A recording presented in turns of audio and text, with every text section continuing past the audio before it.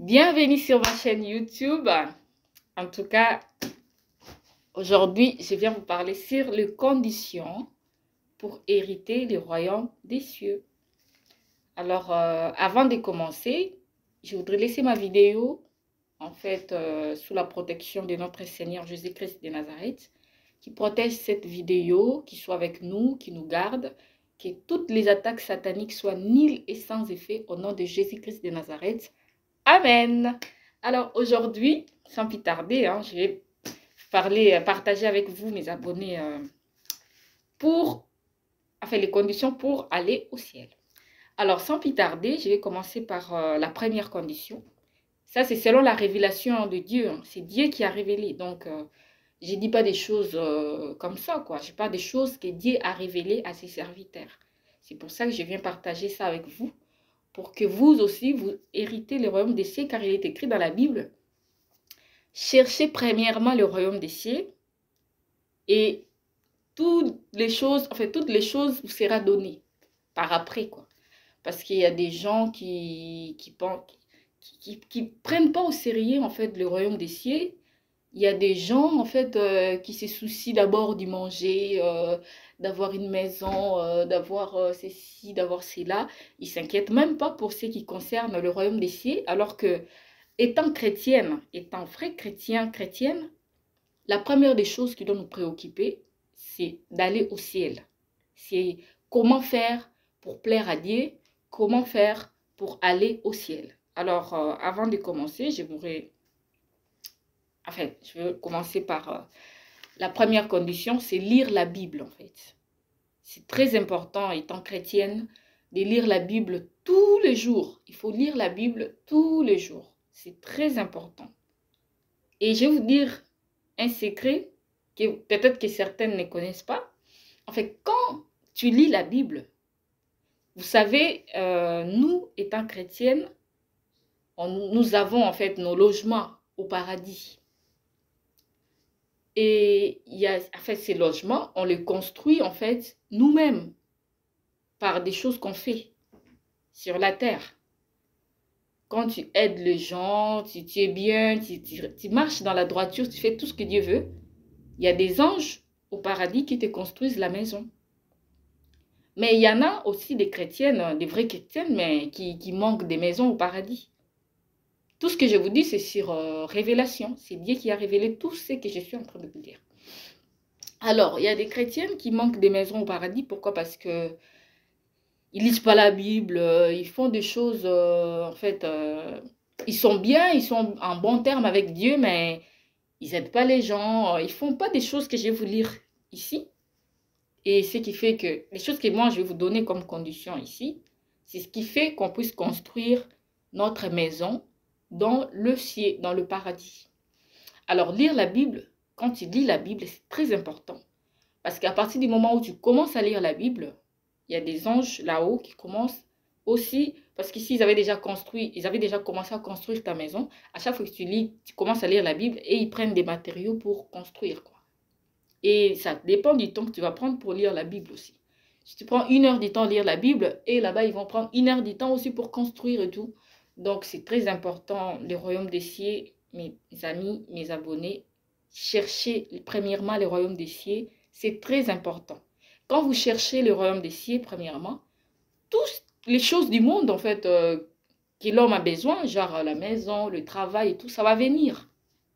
Ne vous inquiétez pas sur ça. Il faut chercher le royaume des cieux parce que vous ne savez pas quand est-ce que vous allez partir, en fait. Quand je dis partir, quand est-ce que vous allez mourir? Ça, vous ne savez pas. Donc, c'est pourquoi il faut chercher premièrement les royaumes des cieux, parce qu'on dit que Jésus vient bientôt. D'ailleurs, ce n'est plus bientôt. Jésus vient déjà. Il est déjà en train de venir, quoi. Donc, et si quelqu'un n'a pas eu la chance, par exemple, de rencontrer Dieu, quand il va venir, mais il peut mourir aussi, tu vois. Donc, la personne peut mourir et la mort, on ne sait pas quand on va mourir. C'est pour ça qu'il faut être prête ou prêt à tout moment. Il faut toujours être en bon terme. C'est vrai qu'on est des hommes, on peut pécher aussi, on peut tomber et tout. Mais à chaque fois que tu tombes, il faut te relever directement. À chaque fois que tu tombes, relève-toi directement, demande pardon à Dieu et passe. C'est comme ça que les vrais chrétiens vivent en fait. Tu tombes, tu te relèves, tu demandes pardon à Dieu, tu passes.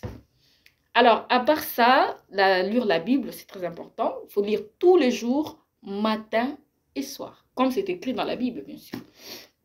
Alors, la deuxième des choses, c'est la louange et l'adoration. Il faut prendre son temps pour louer Dieu et l'adorer. C'est très important. C'est aussi parmi l'une des choses qui participent à la construction de nos maisons au ciel. Il faut vraiment prendre du temps pour louer Dieu et l'adorer. À chaque fois que vous priez, il faut avoir du temps pour le louange, l'adoration. C'est très important pour Dieu. Et à part ça, on va passer à l'évangélisation. C'est très important.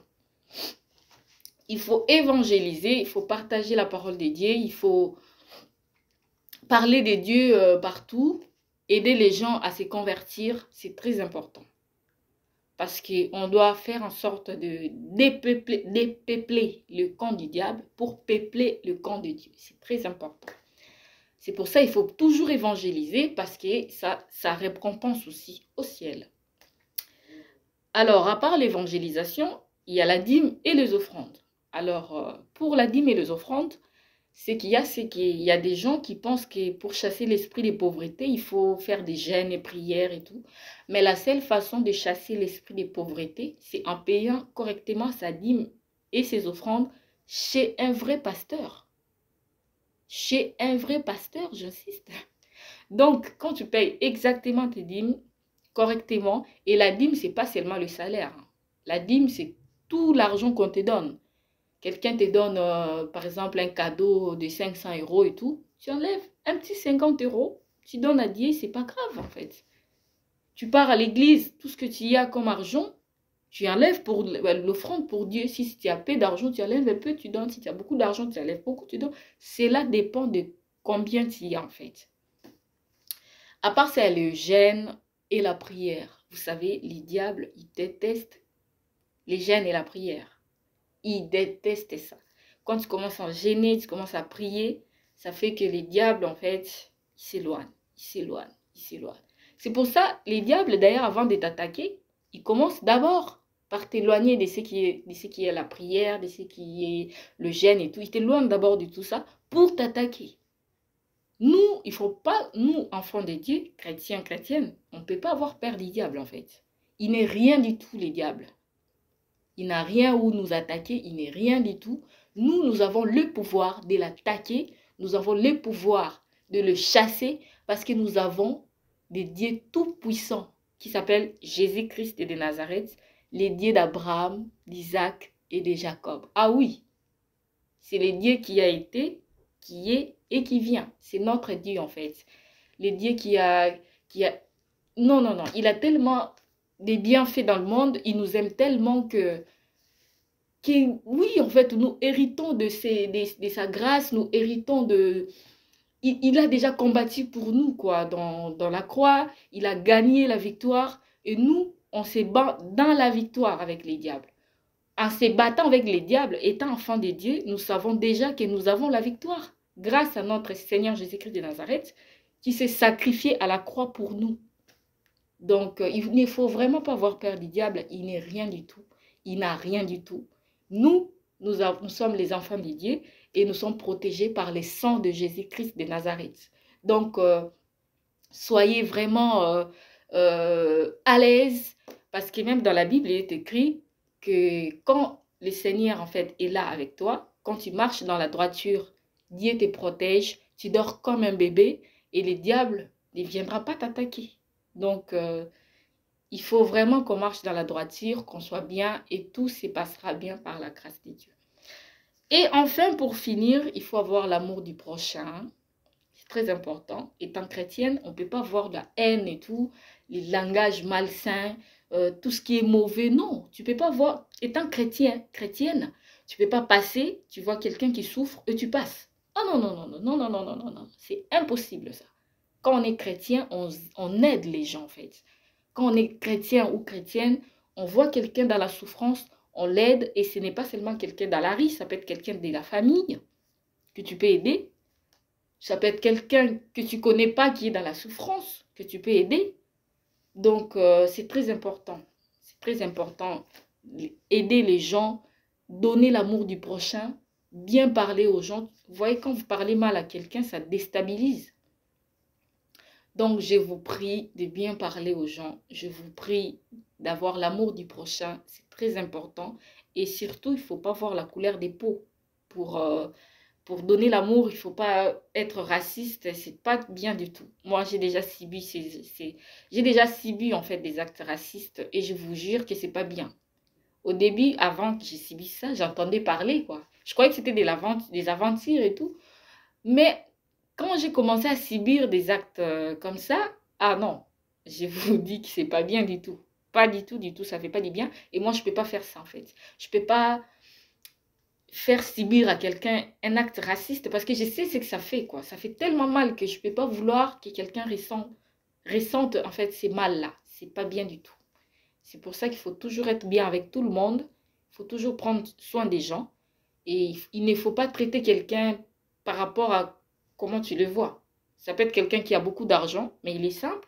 Et tu le vois et puis tu le dis, qu'est-ce qu'il a et tout. Alors que c'est quelqu'un peut-être qui a beaucoup d'argent. Il ne faut pas sous-estimer les gens, en fait. C'est pas bien du tout. Quand on est chrétien, il faut bien prendre soin des gens, bien parler aux gens. Il faut avoir la maîtrise de soi. Il faut éloigner la colère. Parce que la colère, en fait, le diable peut... Si tu n'arrives pas, en fait, il n'arrive pas à t'attaquer la nuit, il n'arrive pas à t'attaquer spirituellement, il peut venir pour te donner quelque chose, te nuire, en fait. Il peut venir pour chercher à se chamailler avec toi, pour chercher à te crier quelque chose, pour que tu te fâches et tout. Et quand tu vas te fâcher, c'est une porte que tu ouvres, en fait, pour que le diable puisse entrer. La colère, c'est pas bien. Il faut toujours demander à Dieu la maîtrise de soi. Il faut toujours demander à Dieu, comment est-ce que ça s'appelle encore, la maîtrise de soi. L'esprit de discernement, c'est très important pour les chrétiens. Il faut toujours avoir un esprit de discernement. Il faut toujours demander à Dieu, quand je dis Dieu, Jésus-Christ de Nazareth, demander à notre Dieu de nous aider en fait à comprendre, à discerner les choses. Parce que le monde est un piège, mes amis. Le monde est un piège. Il y a trop de choses qui se passent dans le monde que si Dieu vous ouvre les yeux, vous allez vraiment fuir en fait. Quand je dis vous ouvre les yeux spirituellement, parce que nous avons les yeux humains, mais il y a encore des yeux spirituels. Notre Dieu en fait t'ouvre les yeux, si tu vois des choses qui se passent dans le monde, c'est pas bien du tout. Alors je pense qu'on va s'arrêter là.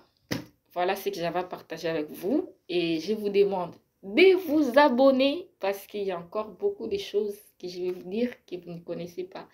Et ça va faire énormément de bien. Je vous aime, je vous remercie. Merci beaucoup et abonnez-vous. Bye bye. Surtout mettez des likes si ça vous plaît. Si vous êtes chrétienne, si ce que j'ai dit vous plaît, en tout cas, mettez des likes, ça fera énormément plaisir. Merci beaucoup.